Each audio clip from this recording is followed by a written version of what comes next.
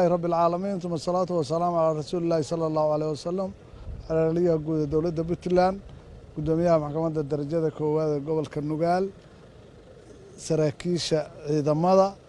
صحافة تمام وحنكم سلام يا السلام عليكم ورحمة الله وبركاته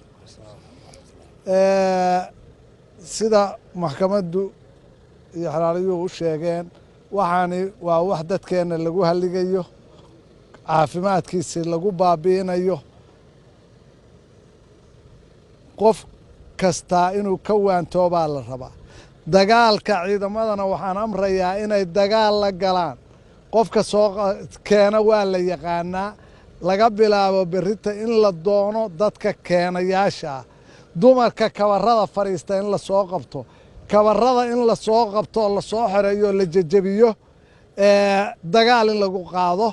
gawaarida soo qaadana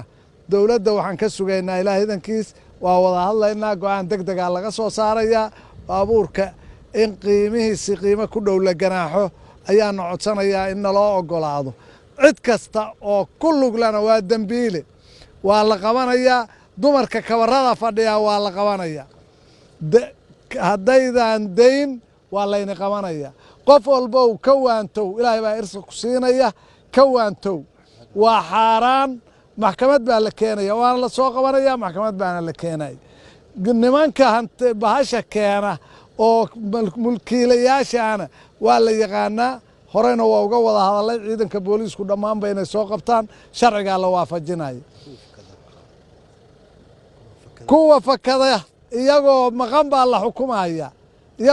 baa la xukumaya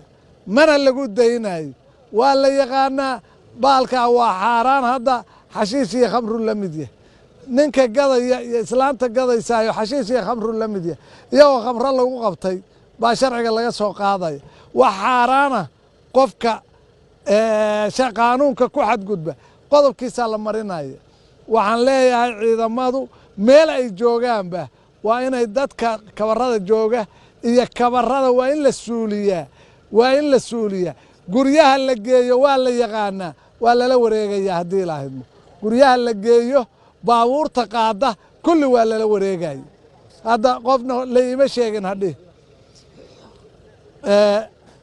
aad iyo aad baad u mahadsantihiin haddana waa gubiddii baan bilaabaynaa wasalaamu calaykum waraxmatullaahi wabarakatu